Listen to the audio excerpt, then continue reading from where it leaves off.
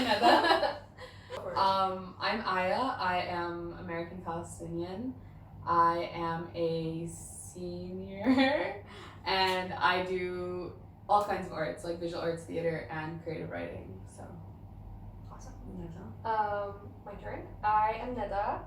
I'm also a senior in creative writing, and we are in Abu Dhabi at New York University. I was born and raised in the UAE, and yeah, I don't know what else to say. Me neither. I'm Palestinian. Did I already say that? Okay, so do you want to tell everyone where we are today? Right. So right now we're in my bedroom in Abu Dhabi on campus. We're still doing online school, but we're allowed to actually stay on campus, so that's great. So we can do this in person. So we can actually see each other? Yeah. Let's start with what's something that made you smile this week? Okay, that's Yeah. a good one. Yeah. There are these cats on campus. Neda knows I love cats. And there's this one, and I'm convinced he's my guardian angel because he's always there when I go home at night, and his name is Santiago. What does he look like? He's orange and white. He's like the big orange and You white. see the giant one that's like... Not the mean one, the nice one. Nice. What about you?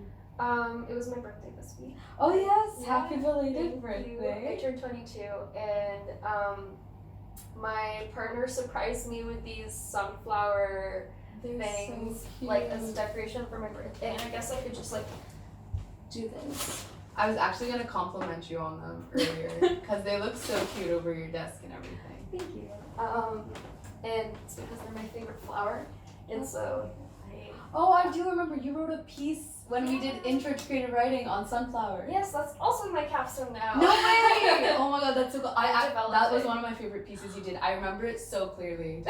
Oh my god. Oh my god. That it all makes sense. It's all coming That together. makes me so happy. I also have a sunflower tattoo. No way! I didn't know you got one. Yeah. I mean, That's it's so because exciting. it's places that No one I knows. can hide it from Fair. different people. Yeah. But I mean, I'm not hiding anything right now. As one does. I'm on the fence. Okay. I've been considering tattooing as a possible career option for myself. Like, yeah, I've been talking to my advisor a lot about it, and because that's kind of where my capstone is headed right now. So, Alright. we'll see in a Good to year's know. time what we're thinking Maybe about. one day you're gonna tattoo me. Who knows? Okay, so one of the questions is, what have you learned from me that's changed you for the better? And I have such a specific memory of you. Okay. And I think this was one of the first times we met. It was maybe freshman year. And they were doing, you remember in D1 we had the Taboo Monologues? Yeah. And like before we actually got to the performance part of it where we would just meet and like talk about stuff. And I remember just like, I loved when we would talk in those conversations. And I loved that you were like so openly trying to like figure out what it means to be you outside of like external pressures. And I feel like that has stuck with me. Like, I don't think you understand like how vivid of a memory this is for me. But like that made me so comfortable and like, don't cry. But like No genuinely, promises. it's one of my favorite like, because we've done so much other stuff together, Yeah. but that was, I think that's why I was so comfortable going into so much other stuff with you. Because Oh, wow. like, I don't know, you were so open and like, I felt like I could be genuine with you because you were so genuine with me. So. Thank you. I had no idea. Yeah, I know, that's so weird how we like live in each other's memories, but yeah. So the Taboo Monologues, a group of students on campus got together and like just discussed different things that we consider taboo, and then we did like spoken word performances, and mine was about how there's this like general pressure that like if you put on the hijab, that's like it, you can't take it off. And I did, but at the time I was still wearing it, and I was just talking about how terrifying of a decision that was. So that was Yeah. really cool. Yeah. That was so beautiful, I remember it. Thank you. I remember, oh my god. Yeah. This made me think of one of the other questions we had on our list.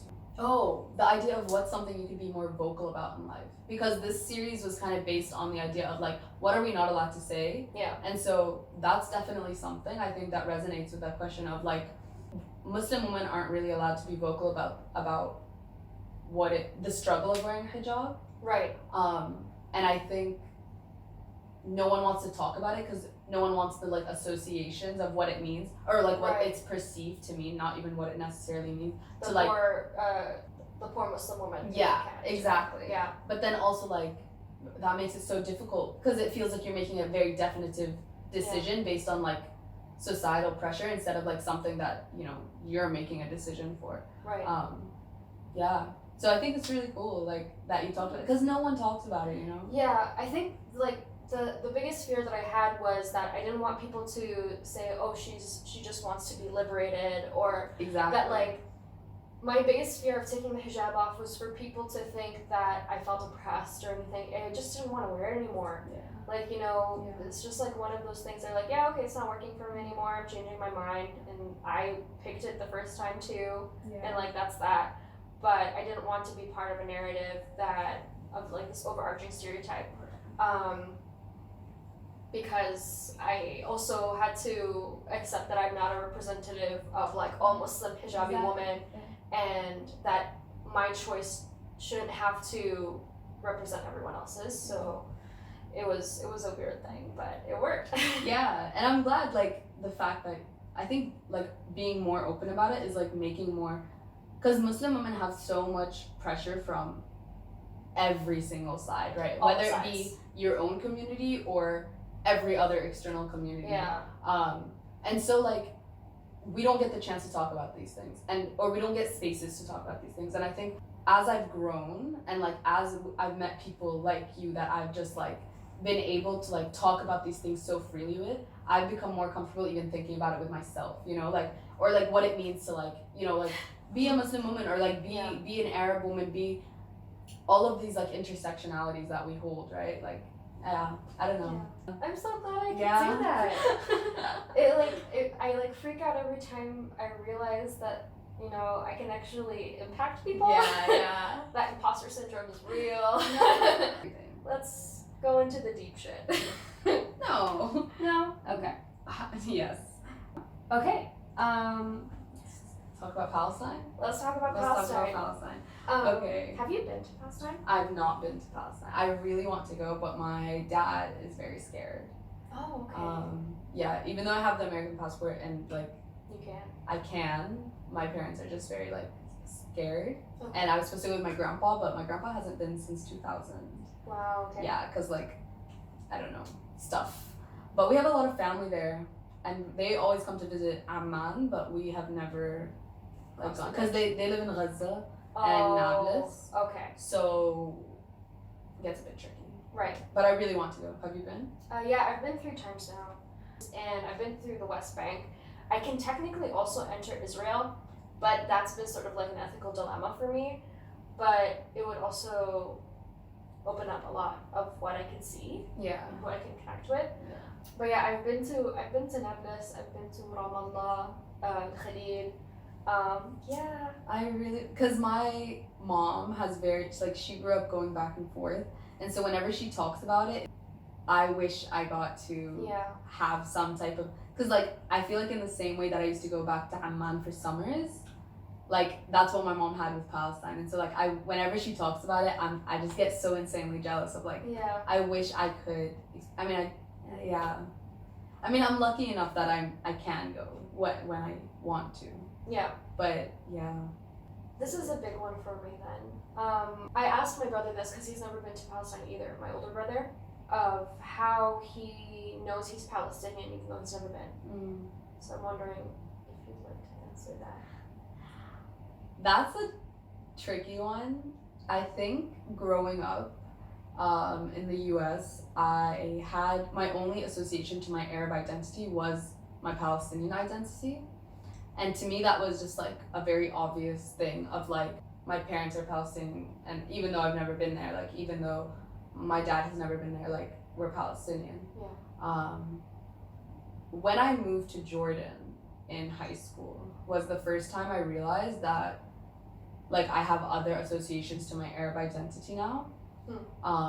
And in Jordan, there are some conversations that always lead back to the idea of like being Jordanian versus being Palestinian. And then suddenly I felt much more Jordanian than I did Palestinian because I love it. Like I love Amman so much. Like I consider it one of my hometowns. Now that's why I don't really know how to like describe myself. Like I say I'm American Palestinian, but I'm not, like I never actually say that because that feels very negating to my Jordanian identity. Right. But then, like, if I don't say I'm Palestinian, I feel like I'm betraying, like, how could I say I'm not Palestinian? It's a responsibility. Yeah. But I feel very close to it. And I think it's because I grew up, my parents were very, very involved in, like, sending things to Palestine, and, like, I mean, like, kind of illegal, but, like, I mean, like, not illegal, but they were always sus, you know? Yeah. And, like, we would always go to protests, and we would always, like, I feel like it was such a big part of my, like, formative years that it was, like, so ingrained in me, and, like, that the Palestinian cause was my one core, like, element to myself. But then I stayed with my grandpa for a year in high school, and he has very, very vivid memories of Palestine. And he used to visit even after he moved to Amman, because he went to Kuwait, Amman, all this stuff.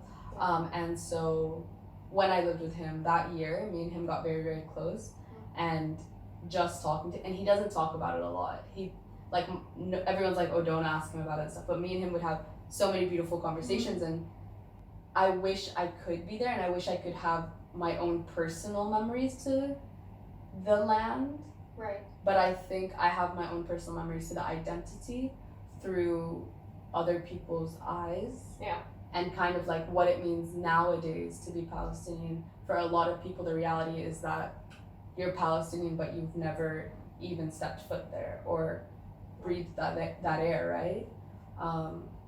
Diaspora. Yeah, like, but it's heartbreaking. Yeah. But also, like, the fact that we so unapologetically, or like, you it's not a question, like, if someone's like, are you Palestinian, like, I will not even hesitate, right? And I think that's very heartwarming to me, that, like, there is this great population of people around the world that, like, will not hesitate for 1 second to be like, yeah, of course I'm Palestinian, like. Yeah, I agree. I think, like, for me it was very, very much the same, and that, like, I just never questioned it. I mean, I've had people question me about identifying as Palestinian, because they're like, oh no, you're technically Emirati for the following reasons. I have the passport, Okay. even though I have no family that is Emirati, because we were one of the very few who, early on being here, were able to get the passport. Yeah. And second is that I've lived here my whole life, and I've only visited Palestine. And so some people have questioned me claiming that, not other Palestinians. That was never a thing. Okay. Because so many Palestinians are in diaspora and also are in the same situation. But it made me start questioning of, like, am I allowed to say I'm Palestinian? Because I'm not experiencing the occupation. I don't have a childhood there.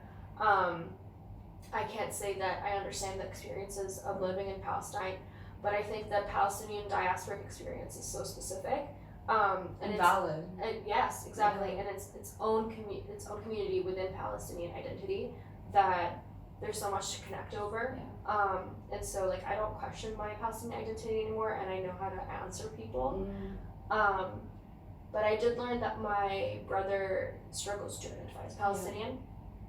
And that was so interesting to me. And he was like, I'm sorry if this hurts you. And I'm like, no, like, I understand where you're coming from, and I think that's okay. And because there's definitely a lot of pressure and a lot of sense of the sense of responsibility that if you, even though having never been to Palestine, don't connect to that identity, that you're letting people down. Yeah. And I think that's not fair to everyone, especially to those who feel like the only way they could belong to community is to like push that particular identity away, which, like, maybe is unfortunate, but I don't see the problem there either. It's not like it's diminishing the Palestinian, like, revolutionary spirit or anything. But there is that pressure, right? That if you don't, then you're letting down some imaginary group of people. Whereas the realities of it is that we all are very, like, individual people that are going through their own thing, right? So not everyone has the same level of connection or, you know, identification to it. Definitely. But that is really interesting, because I don't think I've met a lot of people that have talked about that to me. Yeah. Okay, so in terms of love and intimacy, how do you feel you are close to or removed from your parents' and grandparents' ideas of love? Well, Where to start? time to pull out the queer card. That's a big question. I think so like how I experience love differently than my or the same. Or the same. I think that for love, like the love of my identity specifically, I got that from my parents and from my family, and I appreciate that and love that.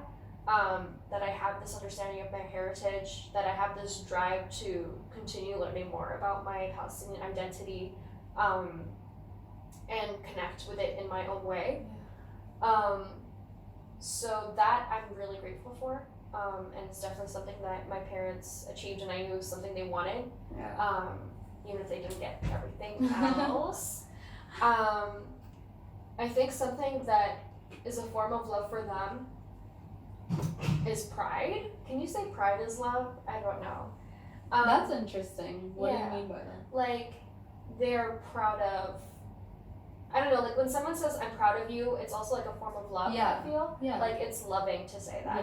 Yeah. And so, like, I think they gave me the sense of, like, unashamed, very loud, proud spirit that I have for my identity, and that has unexpectedly, for them probably, traveled to other parts of my identity that I'm very proud and loud about. And that's where we get different. Because, like, with the, not just Palestinian, like, Arab culture generally speaking, reputation is a big thing, right? Yeah. And what other people find out and how we present ourselves to others is, like, pretty much a big deal, at least in my experience. Yeah. And so love stops when it is harmful to your reputation. Interesting. Like, that's how I've experienced it, and I'm sure there's exceptions. No, I think that's a very good way to phrase it, because I think I've never actually, like, vocalized that thought, right? Like, I didn't know how to put it into words, but that is unfortunately a very large reality. Right. And, like, the first example that comes to mind is actually not my own. Well, the part of my family is that, like, my family loves my sister and would never want to make her uncomfortable, etc. But if it's something that would affect the reputation of someone, and in this case, my uncle, like, they choose to protect my uncle so that my grandparents aren't hurt by what he's done. Yeah.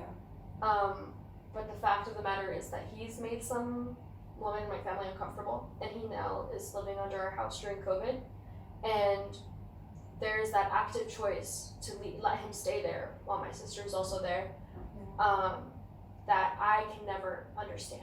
Yeah. But I understand to the extent that they are trying to protect my grandparents, and my sister's okay, but that is where love would look different for me. Right. Because I don't think that's acceptable. I don't think he should be there. Yeah. I don't think he should be protected, even though it's more about protecting my grandparents. That extension line of protecting him. Yeah. Yeah. And I feel that it's just simply not honoring my sister in the way that she should be. Even if she is saying that she's okay, she is definitely not entirely comfortable. And so, in that sense, reputation can go to hell. Yeah. Like, I mean, I have self-esteem issues and all that, but at the end of the day, I regularly remind myself and others that, like, it doesn't matter what other people think. Yeah. Because, and that sounds so cliche, but I'm medicated, and I had to get medicated for me to start really appreciating that I should not genuinely care about what other people think.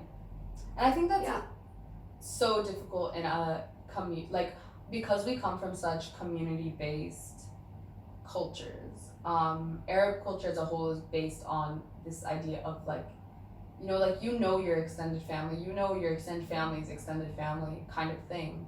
And so what people hear about you is so important, that reputation factor. So I think I think when you say that love does stop when it is harmful to reputation, and so much of that is upholding a specific set of like standards to a community, I think that resonates a lot. That I think that also goes back to so many conversations when it comes to the experience of being a woman and being Arab or being Palestinian or being Muslim or all of these things combined, is that so much of your identity is hidden for the sake of reputation and for the sake of not harming your family's pride or your family's, like people's perceptions of them. That's why there's this cycle of abuse in a lot of history, right? Like in a lot of, when we continue to protect, even if it's from good intention, we are unintentionally telling people that that's okay. Yeah. And when that's just like, it becomes a learned behavior and it becomes this, cycle. How do we break that? How do we get out of that? And I think it is expanding our definitions of love outside of what we have been taught that it is.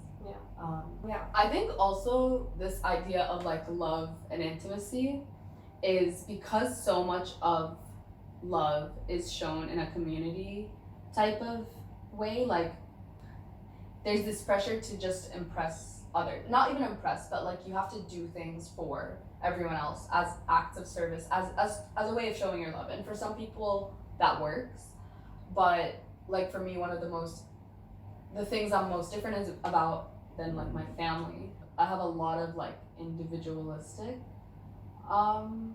tendencies, or like I find myself operating better on like an independent level than in a group setting. So like I'm not someone that like stays in touch too much, or like with my family and stuff. And I know that is like, that differs a lot from what my parents are used to in terms of like the love they have with their families. Like they talk to their parents like almost every day, they talk to their siblings, they talk to us, And I think in terms of that's been the hardest thing for my parents to accept about the fact that as I continue to grow, it's not even that I'm necessarily distant, but there are going to be, whenever we're physically not together, I'm also not going to be present.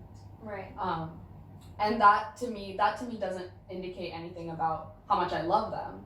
It's just a matter of, sometimes, unfortunately, we operate more healthily outside of the influences of our family, I feel like I can be more focused on myself when I'm by myself. And I think just in terms of that's a big thing that my parents can't see, of like, my version of love is very different than their version of love when it comes to how I express it for them. And I think that like the first impulse, because I completely understand that, is for people to say, oh, that's a Western influence. Yeah.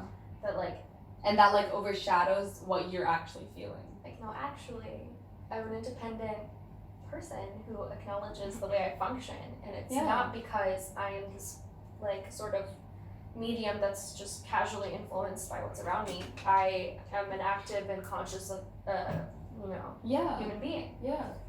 But a big thing is also like mental health, and how that's a big one. Yeah, and how for me that's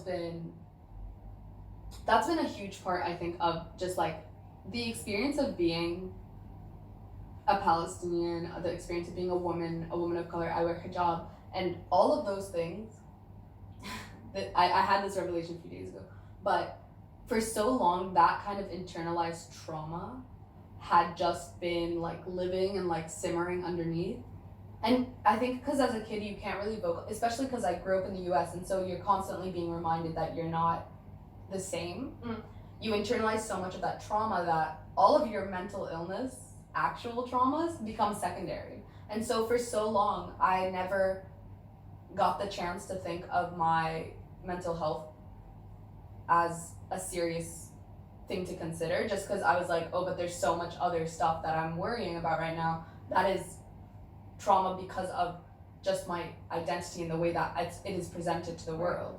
And the love for yourself, like, is part of that. Yeah. But when you're so focused on trying to heal from this internalized trauma, you forget that there is ongoing trauma of also being a young person, also exploring yourself, also becoming a whole person. Yeah. And so I never took like my anxiety or my depression really seriously until like very recently, where I was like, okay, there's a space for me to focus on myself. And I think a lot of that also like goes into my creative, like why I am creative. And I think so much of my art is so therapeutic to me, and it's so calming. And like, alhamdulillah, we've been very blessed. But if I didn't come here, my parents wouldn't like fund an art education, you know? And so just all of these things tie into each other, because if I had never come to a place where I could feel like I could do what I want, I would have definitely never taken the space to acknowledge that my mental health is the way it is, to acknowledge that I need to like go through certain things to become my truest form of self. Yeah. The physical distance from family and coming here made me actually acknowledge like all that trauma that I had with my family, and also to figure out why I love them and how I can love them better now that I can acknowledge certain things from a distance. I mean, I know that the phrase distance makes the heart grow fonder or whatever, but it was very true in this case because I could breathe and like focus on myself and be reminded of the good things. So that top-notch stuff. I'm still on the question of like, how is my love different? For me, blood isn't thicker than water, and while I do deeply love my family, I have my own chosen family and that I also very much love, and that are 100%, you know, I have unconditional love for them. They are family, and the idea that you can love someone as much, if not more than your family, is like sort of like sacrilegious, or it's not allowed. And so that's something that I know that I can't say to my family. Like, there are people who I potentially love more than you, or love as much as I love you, because that could be hurtful, even though it shouldn't be. There's nothing wrong with having more love to give, right? Doesn't mean I love them any less. And it also was so crucial to my well-being to have chosen family, because I could love them in ways that I'm not allowed to love my family. It's really beautiful to think about the ways that we never talk about the way that we love, right? Like it's so interesting to kind of like vocalize how we have come to love a person. Or the ways in which we like give our love or show our love. And I think there's so much to unpack. But the way that I was able to love is to, especially love for myself, is to think of it as like radical activism. Because like a part of me just did not, I had like growing up, how do I articulate this? My self-worth was trash. And even though I was always loud, and so people always thought that meant that I was confident, which is not true.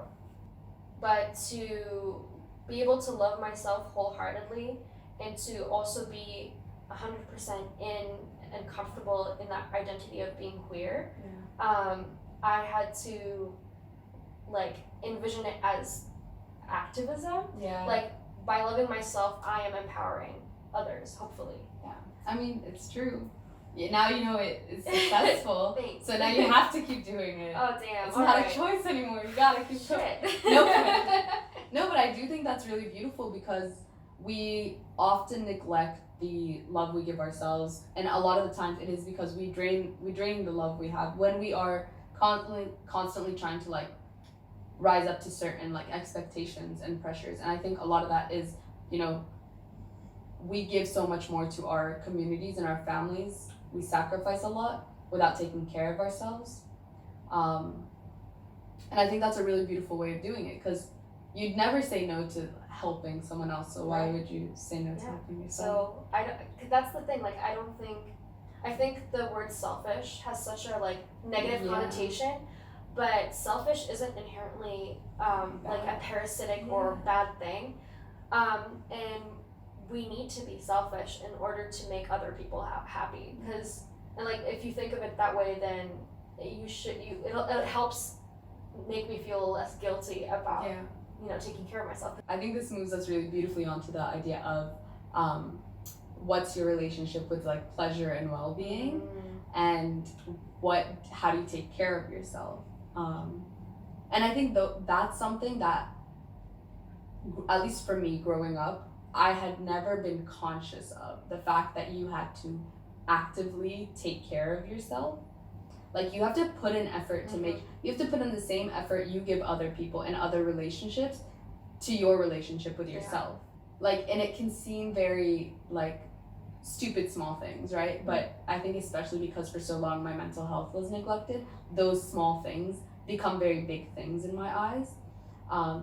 And so that sense of achievement for myself, that I've like, okay, like you've done something that if you did this to someone else, it would make them happy, you know? You can do that. You're allowed to feel happy for something you've done to yourself. You're allowed to treat yourself well. You're allowed to care about yourself.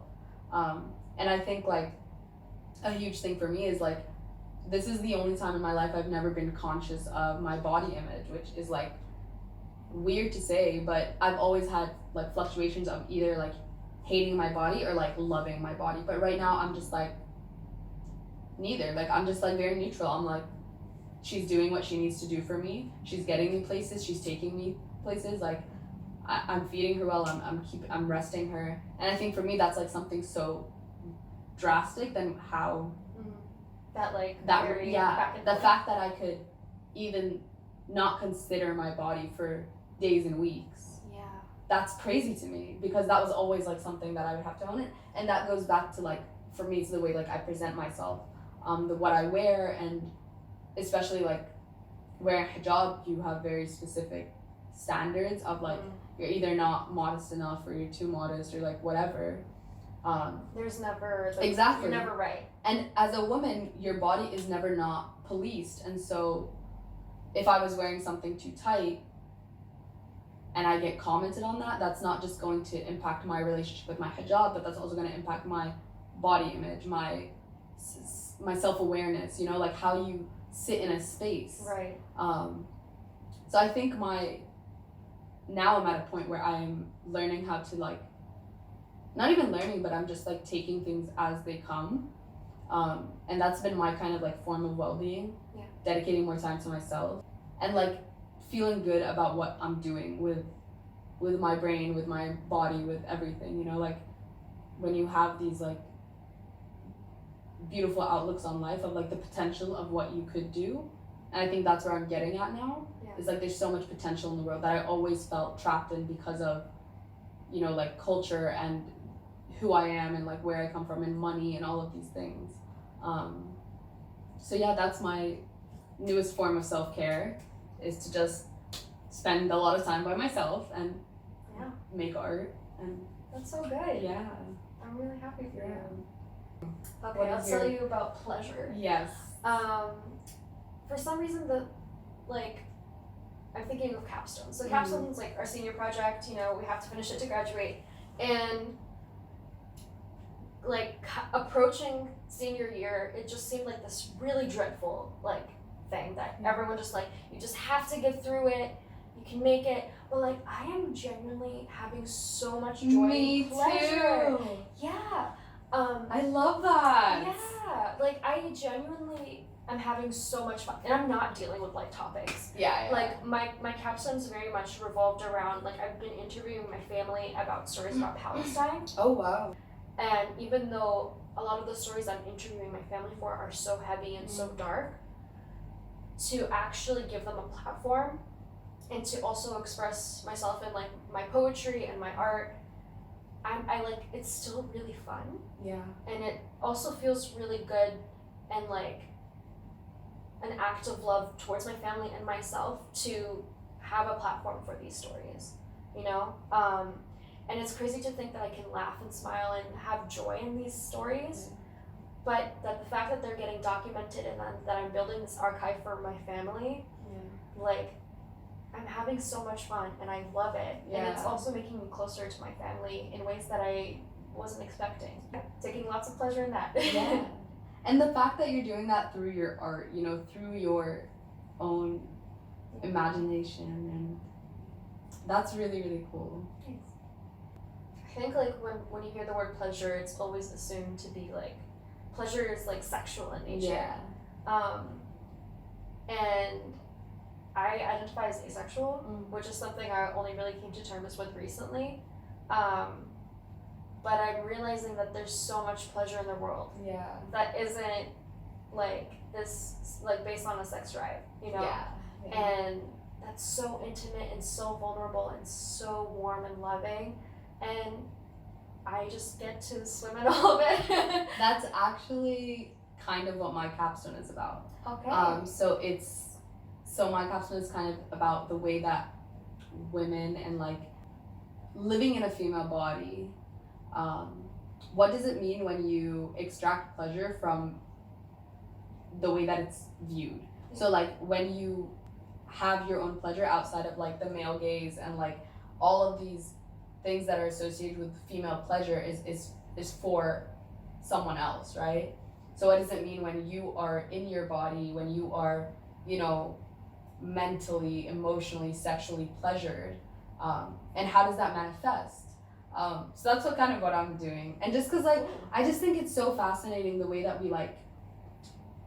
we never allow ourselves to, no, I'm gonna repeat that.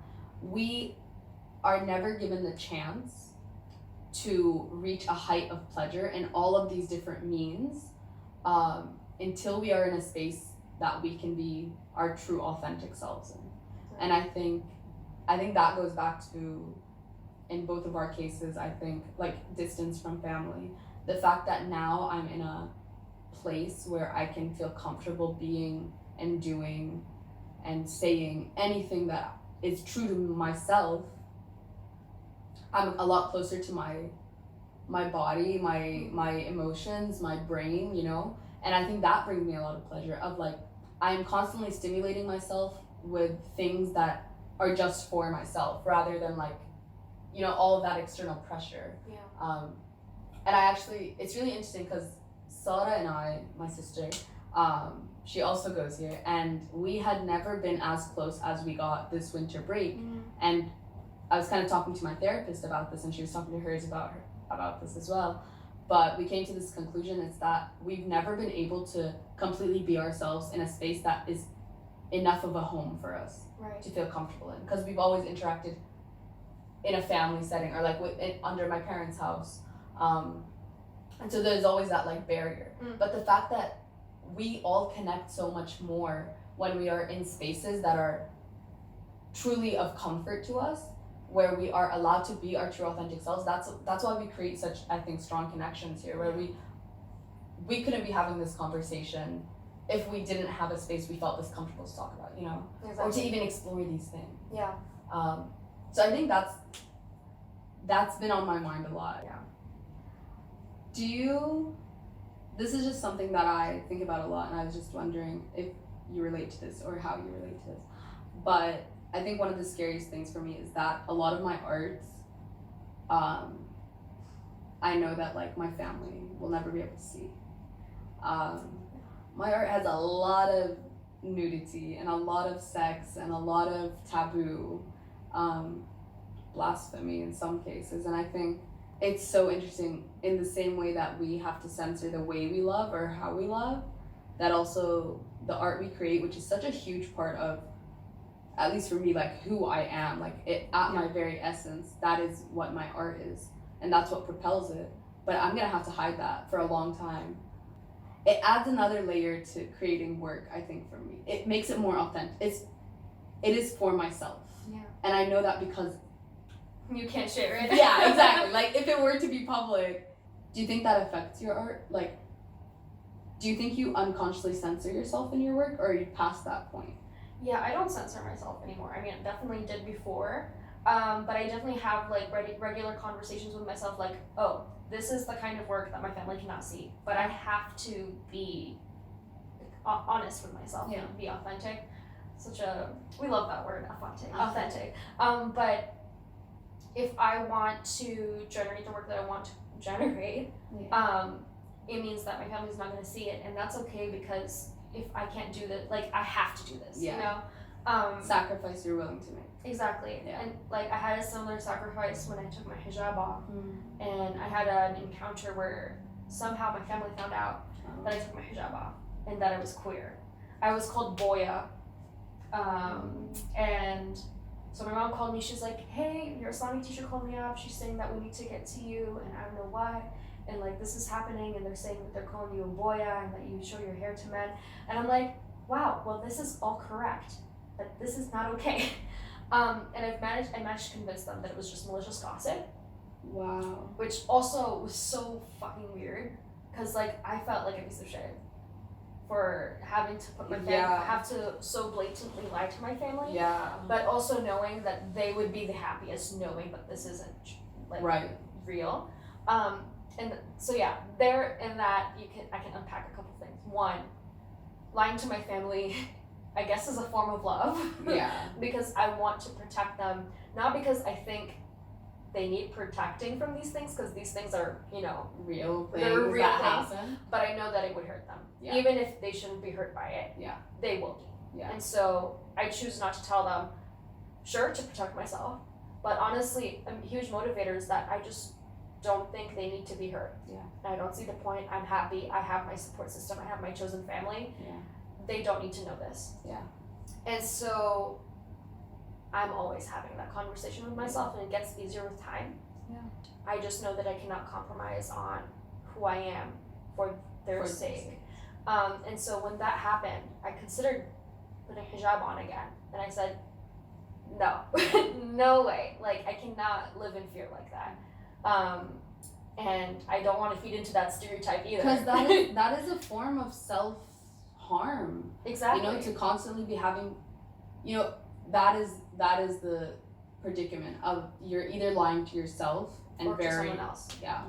And in some cases, lying to someone else, you know, has to be what's done. Because if you're going to sacrifice your own